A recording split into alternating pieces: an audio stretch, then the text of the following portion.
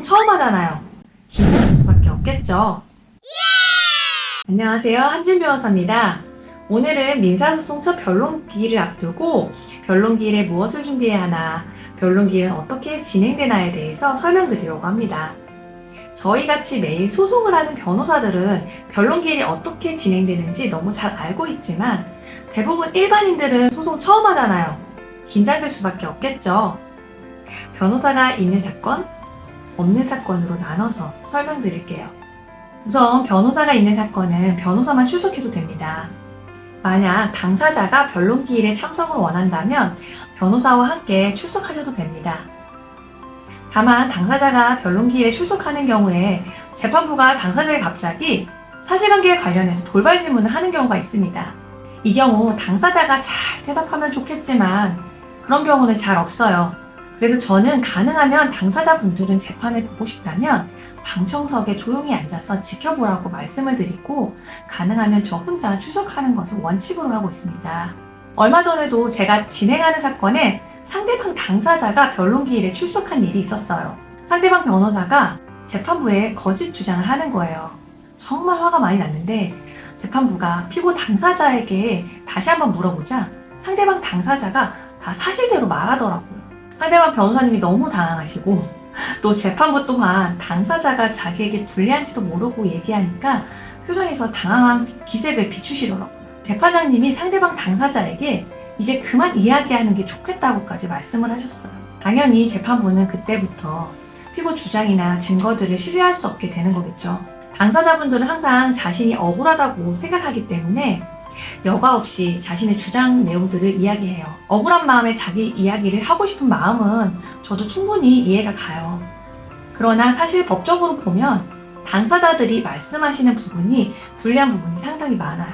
그래서 변호사의 법적 조언이 필요한 이유이기도 하고요. 그래서 저는 가급적 변론기일에는 당사자가 직접 참석하지 않는 것으로 의견을 말씀드리는 편입니다. 만약 변호사가 없는 사건이라면 그때는 당연히 당사자가 직접 출석해야겠죠. 그런 경우 첫 변론기일 전에 꼭 하고 싶은 말이 있거나 주장 증거가 있다면 반드시 서면으로 미리 정리해서 제출하셔야 돼요. 민사소송은 구두 변론주의 원칙입니다. 즉 구두로 변론한다는 것인데요. 사실 이게 일반인들이 이해하시는 것과 현실은 차이가 커요. 첫 기일에 출석하면 재판장님이 저희에게 이렇게 말합니다. 원고 몇 월 며칠자 소장 진술하시고 피고 몇 월 며칠자 답변서 진술하시죠. 여기서 원고, 피고, 변호사들이 각각 네라고 진술하면 재판장님이 원고, 피고 추가로 제출할 증거나 신청할 것이 있냐고 물어봅니다. 이때 특별히 할 게 없다 하면 바로 끝이 나고요. 만약 추가로 할 것이 있다라고 하면 재판장님이 다음 기일을 지정해주고 재판은 종료돼요. 물론 서면의 내용을 읽고 재판장님이 원고, 피고에게 궁금한 사항들을 묻는 경우도 있지만 솔직히 잘 없고요. 재판 가보신 분들은 알겠지만 변론기일에 가면 만약 4월 16일 오늘 11시 재판이다. 그날 그 시간에 재판이 적어도 3, 4개씩은 잡혀 있습니다. 10분 간격으로 3, 4개씩 재판이 있는 거예요. 그러니 이렇게 재판을 진행하지 않으면 재판부가 그 많은 사건을 처리할 수가 없어요. 따라서 만약 당사자 소송을 하는 경우에는 미리 서면에 주장 내용을 정리해서 내고 증거도 미리 제출하셔야 돼요. 그렇지 않고 재판부에 가서 구두로 말하면 재판부가 그것을 다 기억하지도 못하고요.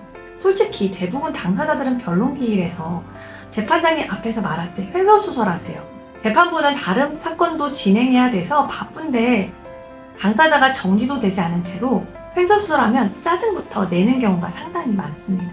또 그러다 보면 반드시 말실수를 하게 되고요. 따라서 기일 전 자신의 주장이나 증거를 잘 정리해서 제출하시고 변론기일에서는 재판장님이 말씀하신 사항을 잘 메모해 두셨다가 나중에 추후 서면으로 정리해서 제출하겠다고 말씀하시면 됩니다. 오늘은 민사소송 첫 변론기일에 대해서 설명드렸는데요. 어때요?